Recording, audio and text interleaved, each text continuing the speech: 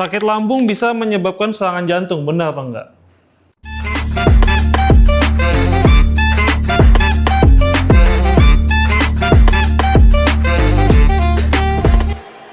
Assalamualaikum warahmatullahi wabarakatuh. Ya, sampai jumpa dan di kesempatan yang akan datang. Dibalik ya. Ya, kita berjumpa lagi di podcast Tirta Citot dan hari ini saya rapi, ya kan? Karena hari ini podcast kita tidak kere. Akhirnya studio mahal kebayar, Daniel minta naik gaji barusan. Tadi tiba-tiba WA aku, Pak, sponsornya banyak, gaji saya dinaikin, masa 5 tahun terakhir gak pernah naik fee-nya. Akhirnya saya putuskan kasih bonus-bonus tambahan. Gitu. Terus ini gara-gara Andika pasti yang ngomporin, saya yakin, manajer saya yang obes. Ini sebelum kita panggil, sebelum kita bahas sponsor utamanya yang kalian pura-pura gak tahu aja. Kalian pura-pura gak tahu ya sponsornya. Kita panggil dulu 3 dok. Bayangin yang edukasi kan Tirta ya. Tirta, yang patuh sama edukasi saya tuh cuma 1 orang namanya Hakim. Yuk kita panggil behind the scene-nya trio Teletubbies. Yuk kita panggil. Ayo, yang pertama Dori. Yuk di belakang saya. Ini contoh orang-orang yang tidak memikirkan masa depan. Habis. Nih. Ya, silakan. Yang pertama, ya. Iya. Dori, berat badan berapa? 122. Oke, tepuk tangan. Oke, yang kedua kita sambut manajer kita Andika Eka Putra. Dulunya Paski Braka. Oke, tepuk tangan semua.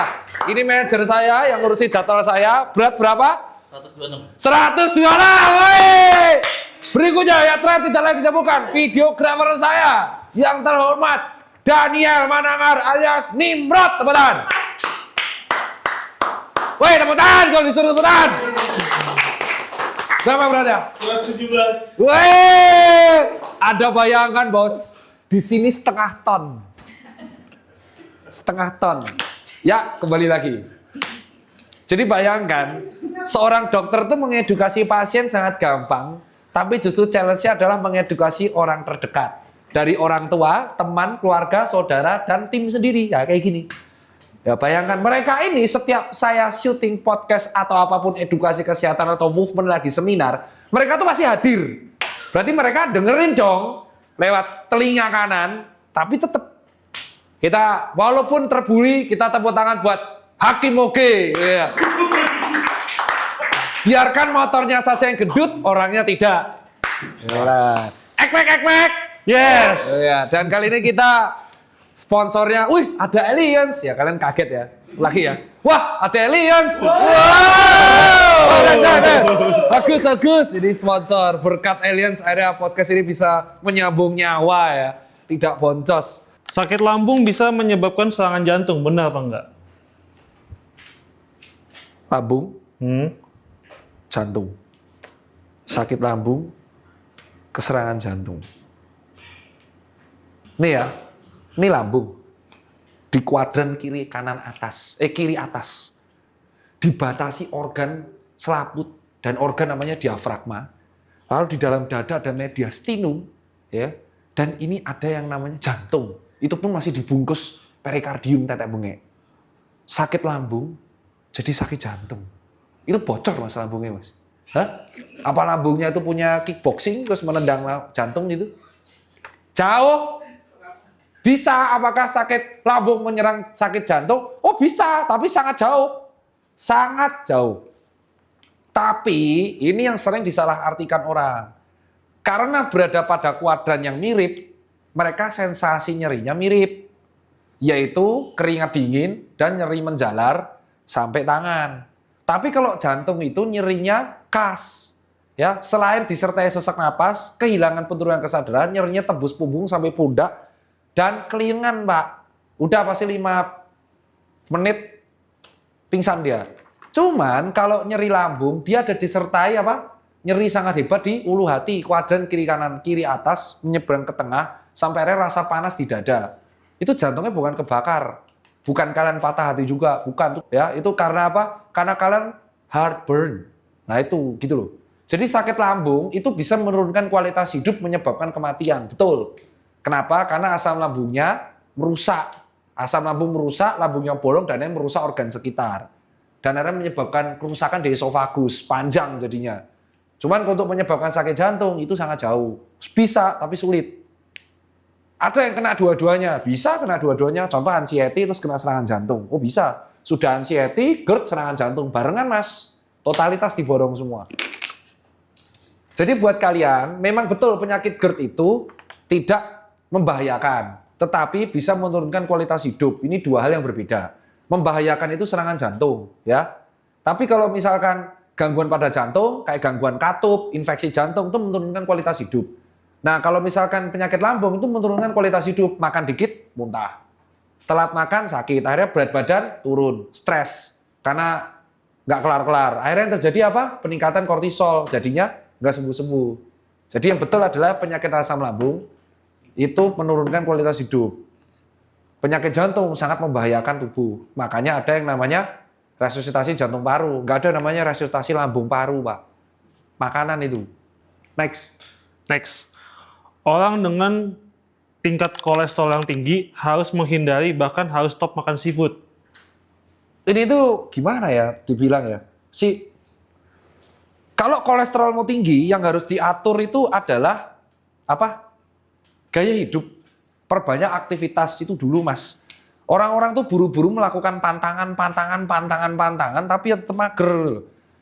Ada dua kan, high kolesterol, high LDL, sama high triglycerid. 3 berarti. High total kolesterol, high LDL, sama high triglycerid. 3 faktor ini sebenarnya berhubungan pada 3 penyakit. Yang pertama adalah PJK, penyakit jantung koroner. Yang kedua adalah hipertensi. Yang ketiga adalah stroke. Stroke-nya bisa 2, iskemik atau hemoragik. Itu berhubungan dengan kadar kolesterol yang tinggi, kadar triglycerid tinggi, dan kadar LDL yang tinggi. Nah, cuman itu tuh sangat terpengaruh bukan hanya pada makanan, tetapi pada sedentary lifestyle, alias mager. Itu alasan kenapa orang zaman dulu, ya, itu santai-santai aja, karena orang zaman dulu sering jalan kaki dan aktivitasnya banyak. Beda dengan orang zaman sekarang. Anda bisa cek perkembangan tingkat obesitas di Amerika Serikat yang sangat ekstrim, ya. Dan di Indonesia mulai menyusul. Jadi kalau Anda pengen mengendalikan kadar kolesterol diri Anda dan kadar triglycerid Anda harus apa? Meningkatkan jumlah aktivitas fisik. Gitu loh. Ya. Dan mengurangi apa namanya? Ultra processed food, UPF. Anda nggak makan seafood, padahal seafood itu real food, makanan beneran yang bergizinya banyak. Tapi Anda mengganti seafood dengan nugget, Anda mengganti seafood dengan mie instan, Anda mengganti seafood dengan sarden. Apa bedanya, Mas? Saya nggak makan seafood, terus saya makan sarden tiap hari sama nugget, sama seblak 1 ton. Enggak, saya masih nggak logis di situ gitu loh. Kita tuh sering menyalahkan real food, ya kan? Jangan makan daging kambing, nanti kolesterol tinggi. Jangan makan sapi, kolesterol tinggi. Tapi di rumah makannya apa? Nugget, ya kan? Makan nugget, babat, iso, rempelok. Terus ada menyalahkan makanan-makanan real food, padahal daging kambing proteinnya tinggi, seafood proteinnya tinggi, omega 3 tinggi. Tapi betul, kalau mager berbahaya, Bang. Gitu. Paham nggak sih? Itu sama aja kayak kamu minum air berguna nggak? Guna. Nah, coba kamu minum galon langsung 15 liter. Sapi gelonggong kan? Jadi Daniel gelonggong, Hakim gelonggong, Dori gelonggong, Andika gelonggong. Jadi sesuatu yang berlebihan event to air juga nggak bagus gitu loh. Tapi yang harus hindari itu 2 itu. Jangan mager sama kurangi ultra processed food. Oh loh, tuh. Sama yang terakhir sih agak sulit. Gorengan. Setuju. Gorengan itu LDL-nya tinggi dan triglyceridnya tinggi. Jadi bisa dicek buat orang-orang yang makan tiap sore gorengan itu pasti LDL, total kolesterol, sama triglyceridnya tinggi. Itu loh, hal-hal sepele di sekitar kita yang bisa meningkatkan kadar kolesterol. Gorengan, bukan seafood. Tahu gorengan kan? Yang minyaknya hitam tuh. Jelas. Next. Penyakit jantung itu bisa merupakan bawaan dari genetik. Iya betul. Jadi jawabannya betul, penyakit jantung ada yang genetik banyak. Penyakit jantung, penyakit stroke, dan penyakit diabetes mellitus, itu betul ada hubungannya sangat kuat dengan genetik. Jadi kalau orang tua kalian dicek ada penyakit terkait jantung dan pembuluh, terus orang tua kalian ada yang terkena penyakit diabetes, orang tua kalian ada yang kena stroke. Nah, itu kaitan genetiknya sangat kuat di keturunan berikutnya. Terus kita menyerah gitu aja. Oh tidak, dengan adanya itu kita harus semakin sadar bahwa gaya hidup sehat harus dipertahankan supaya resiko itu tidak muncul. Itu yang disebut apa namanya? Manajemen risiko. That's it. Next. Penyakit PPOK atau paru obstruktif kronik hanya menyerang bagi perokok. Ini kurang tepat. PPOK tuh bisa menyerang semua orang yang isep asap. Dan asap itu kan tidak hanya rokok. Ada asap polutan industri sama asap bakaran sampah. Contohnya tinggal di wilayah Pantura atau bongkaran sampah. Jadi PPOK atau penyakit paru obstruktif kronis itu adalah kondisi kronis pada pada bronkus paru-paru yang terpapar dengan asap-asap atau udara asing. Sehingga menyebabkan peradangan atau meningkatkan sel-sel radang di daerah bronkus tersebut yang akan menyebabkan penyempitan, jadinya kaku bronkusnya. Dan itu tidak terjadi banyak pada asap rokok, itu betul, yaitu asap industri juga bisa, terus asap-asap bakaran sampah. Nah, bayangin kalau Anda ngerokok tinggal di wilayah industri dan tetangganya hobi bakar sampah. Kemungkinan PPOK-nya pangkat 3, bro. Misal hakim, contoh hakim. Hakim nggak ngerokok, tapi tetangganya ngerokok. Hobinya ngerokok di depan rumahnya. Terus bapaknya ngerokok. Terus habis itu tetangganya bakar sampah, terus dia tinggal di daerah industri, asap industri. Udah tuh 10 tahun, 20 tahun, bisa CA paru. Jelas? Jadi betul jawabannya. Cuman ada ikatan yang sangat kuat antara asap rokok dengan PPOK. Karena perokok aktif, ibaratnya kan asapnya langsung diisep. Gitu. Olahraga yang terlalu berat itu bisa memicu serangan jantung. Ini pertanyaan yang sangat bagus sebenarnya. Klise dan bagus. Bentar. Ini jantung manusia itu biasa diukur seperti, aku jawabnya nggak langsung ya. Jantung manusia itu diukur seperti ini. Kepalan tangan kita. Coba semua orang ngepalin ya. Dan bukan Sasageo ya. Ini adalah ukuran jantung.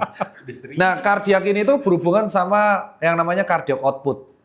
Jadi jumlah darah yang dikeluarkan dalam sekali pemompaan ke seluruh tubuh. Buas gitu. Paham ya? Nah, otomatis ketika kita aktivitas berat, berarti organ tubuh kita kan membutuhkan oksigen. Oksigen diantarkan sama darah lewat arteri.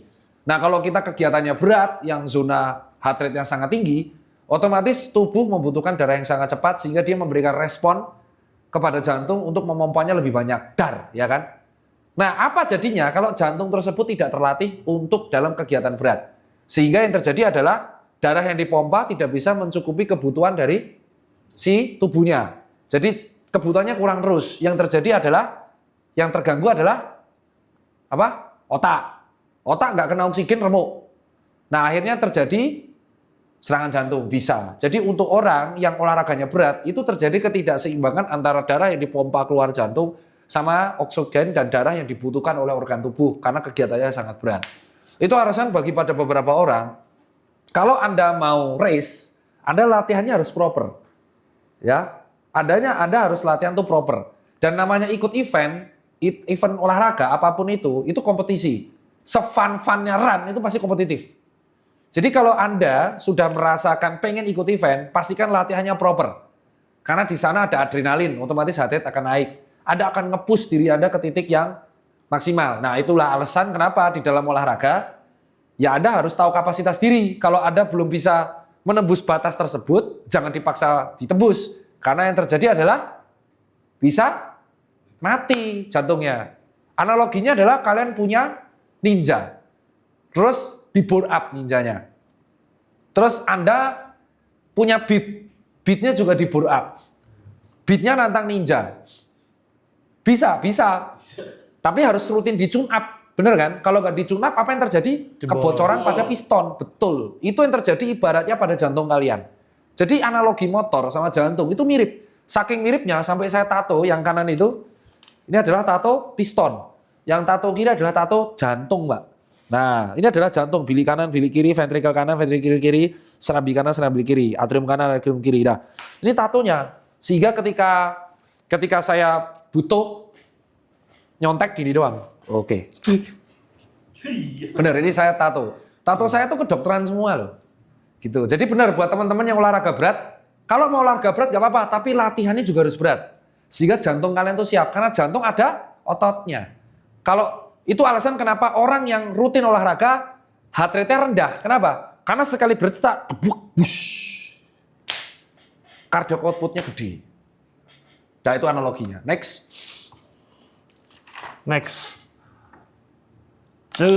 Cegukan terus-menerus bisa jadi tanda gangguan pada organ tubuh. Cegukan itu tanda spasem pada otot diafragma, titik tanpa koma. Udah selesai. Kalau cegukannya terjadi terus-menerus, berarti ada masalah pada diafragma Anda.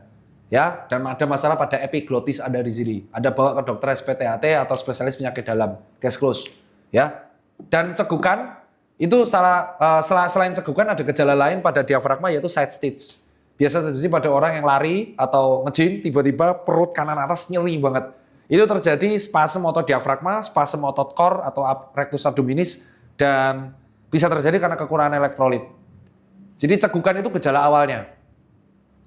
Dan memang betul salah satu caranya adalah menahan napas, mengatur pola napas agar cegukannya hilang. Itu contoh karena spasem otot diafragmanya. Jadi kalau cegukannya nggak hilang-hilang, yaitu berarti sudah kondisi patologis. Misal 1 hari nggak hilang, itu ganggu kualitas hidup. Karena apa? Nggak nyaman. Tapi kalau cuma setengah jam masih bisa ditolerir. Dan ada obatnya juga, tapi obatnya nggak bisa aku tulis di sini, karena nanti orang akan beli tanpa resep. Dangerous. Next. Apa efek liver yang rusak karena mengkonsumsi alkohol terlalu banyak? Hepar. Sebenarnya kalau saya edukasi ini, saya yakin tanggapannya, saya udah tahu nih, tanggapannya pasti akan kontra, kon semua.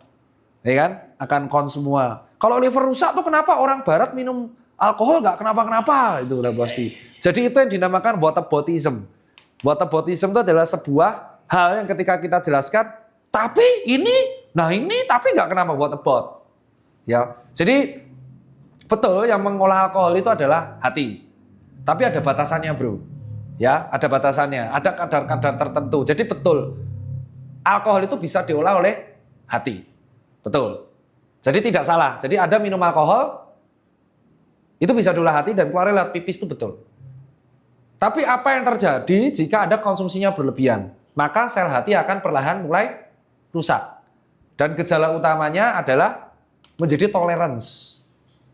Gejala utama misalkan sel hati mulai mengalami kerusakan adalah dia mulai tidak mabuk lagi.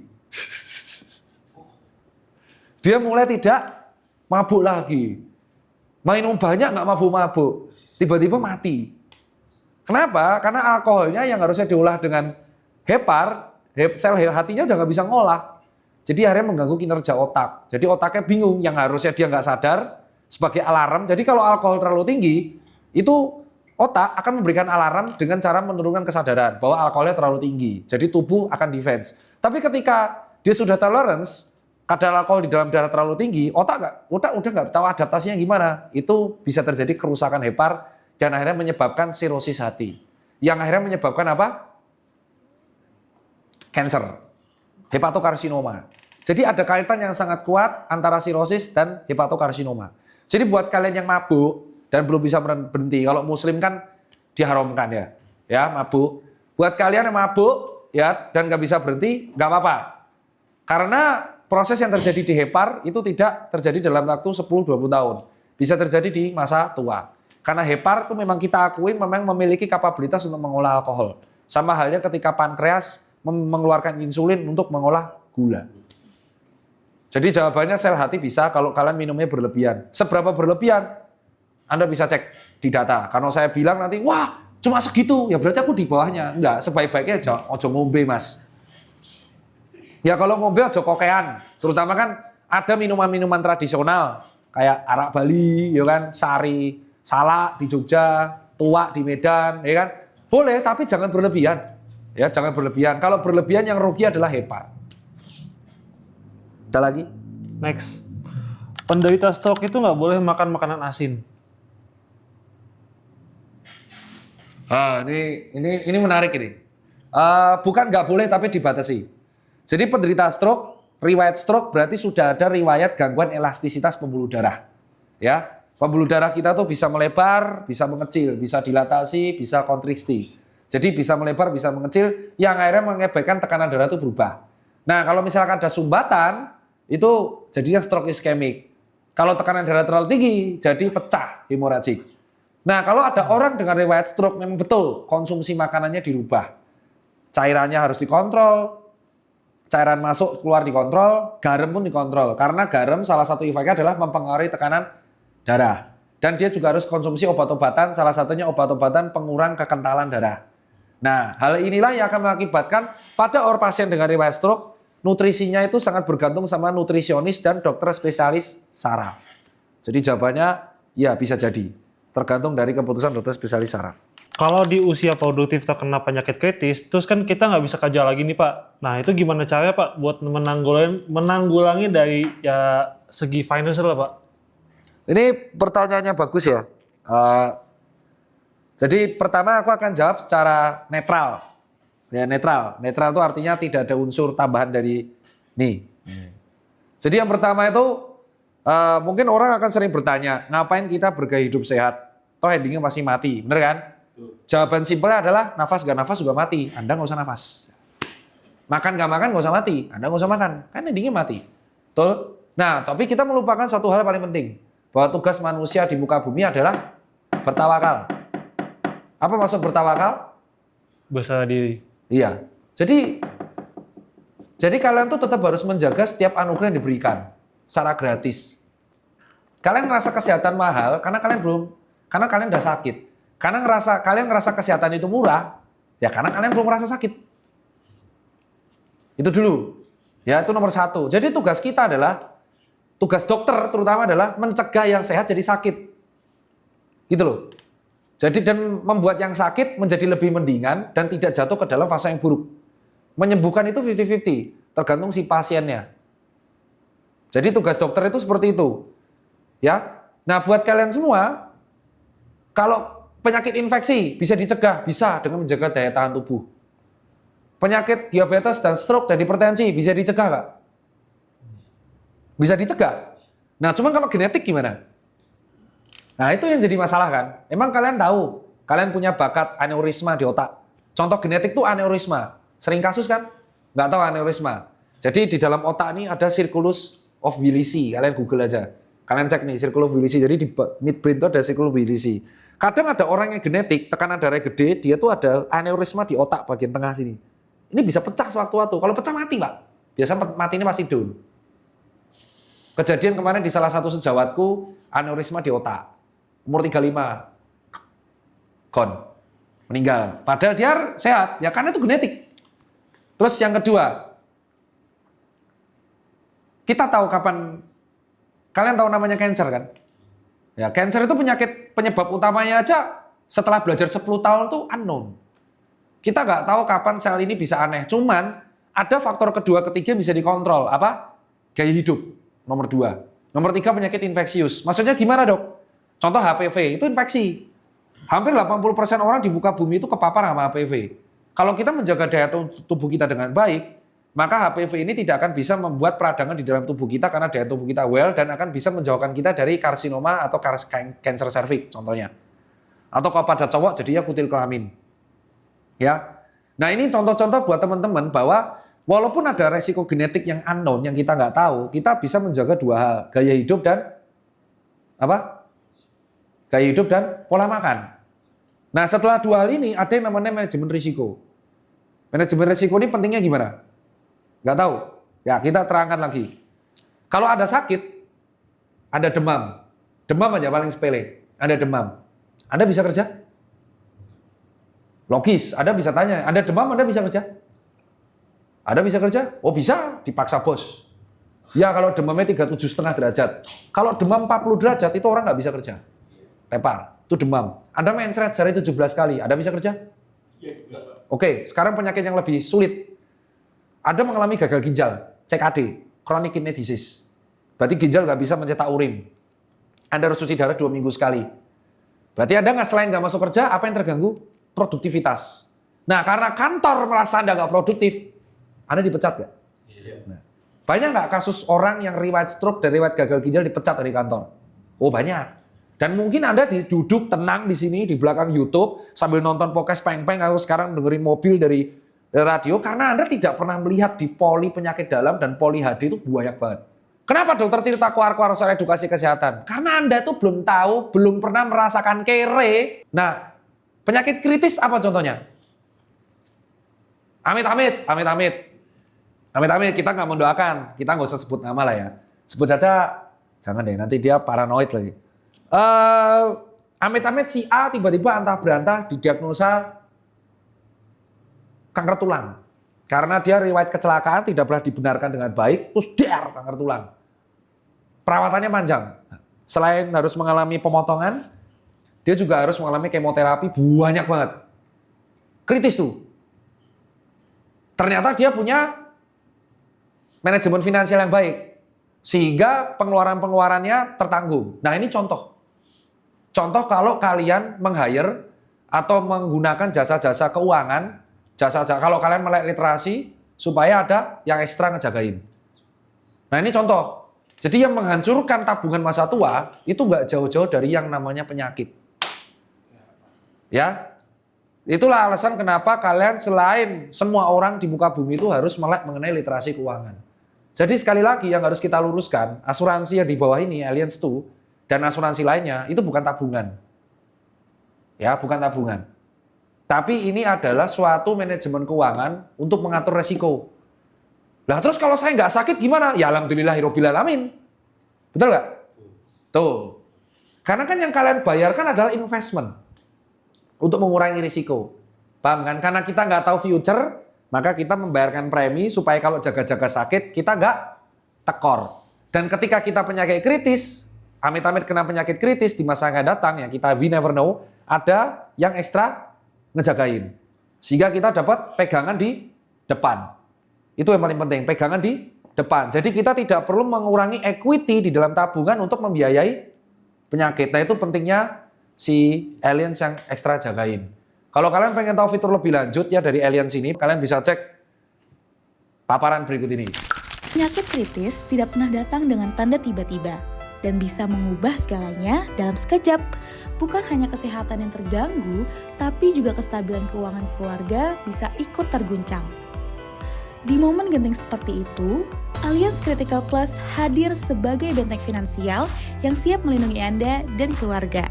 Allianz Critical Plus memberikan dana tunai langsung saat diagnosis penyakit kritis. Dana ini bisa digunakan sebagai income protection, menjaga roda keuangan keluarga tetap berputar meskipun harus fokus pada proses penyembuhan. Perlindungan dengan manfaat lengkap yaitu ekstra manfaat uang pertanggungan hingga 150%, manfaat penyakit kritis dari tahap awal, manfaat pembebasan premi, mendapatkan kembali 100% premi yang telah dibayarkan. Dengan Allianz Critical Plus, Anda tidak hanya melindungi diri sendiri, tapi juga memberi ketenangan dan kepastian untuk keluarga. Karena saat hidup berubah dalam sekejap, Anda sudah siap. Nah, jadi dari saya sendiri, saya itu pakai Allianz bukan karena BA. Jadi saya pakai insurance itu karena kesadaran pribadi. Ya, dan saya mulai sadar kesehatan saya itu setelah umur 28 atau 27. Gitu. Dan saya daftarnya itu bukan karena saya BA terus tiba-tiba saya dikasih gratis, nggak bisa kayak gitu. Even ada orang terkenal pun insurance tetap harus bayar. Nggak peduli mau ada orang terkenal kayak pejabat, nggak ada yang namanya tiba-tiba, wah ada cerita ya preminya saya gratiskan 100 tahun. Oh nggak bisa kayak gitu, dangerous. Ya nggak bisa kayak gitu. Jadi saya pun tetap membayarkan. Ya kenapa? Karena saya tahu risiko tuh nggak ada yang tahu. Ya contoh saya sudah hidup sehat, ya tensi saya normal. Tapi ada yang tahu nggak kalau tiba-tiba suatu saat kena penyakit kritis, terus saya nggak bisa cari uang, dan tiba-tiba penyakit kritis tersebut harus membutuhkan banyak uang. Nah, ada ekstra ngejagain, itu yang pertama. Jadi saya dapat pegangan di depan atau cash di depan. Terus kedua soal asuransi jiwa, itu saya juga pegang. Paranoid jujur, karena saya punya anak 2. Nah, kalau nggak ada yang tahu meninggal, apa yang kita harus lakuin? Mempersiapkan. Secara apa? Satu, secara spiritual. Karena kita nggak tahu kapan kita meninggal, jadi kita mempersiapkan secara spiritual. Kedua, mempersiapkan secara intelektual. Jadi bisa mungkin kita belajar, sehingga kita mewariskan ilmu ke anak cucu. Yang ketiga, mempersiapkan secara finansial. Nah, ini yang sering dilupakan banyak orang. Anda beli rumah, Anda beli mobil. Ya kalau matinya cepat. Nah, ini yang pernyataan orang. Kalau matinya lama? Linear finansial atau plafon finansial ini tergantung apa namanya piramida dari piramida keuangan. Yang pertama harus dihidupi dari keuangan adalah apa? Kebutuhan primer, pokok. Bisa makan, bisa tinggal, bisa beli baju. Baru yang kedua adalah kebutuhan sekunder. Nah, kalau dua ini sudah aman, baru nabung. Kalau sudah nabung, baru yang namanya manajemen risiko. Nah, jadi kalau ada orang yang mengatakan bahwa oh asuransi itu adalah investasi bisa berbunga, tidak. Asuransi itu investment itu tanda kutip quote on quote untuk mengurangi risiko atau manajemen risiko. Jadi tidak tepat kalau disebut sebagai tabungan. Itu kalau dari saya. Sisanya kalau lebih lanjut buat kawan-kawan saya yakin masih ada yang bilang wah riba dok apa, itu keyakinan masing-masing. Tapi kalau saya sebagai orang keuangan ya saya akan tetap pakai gitu.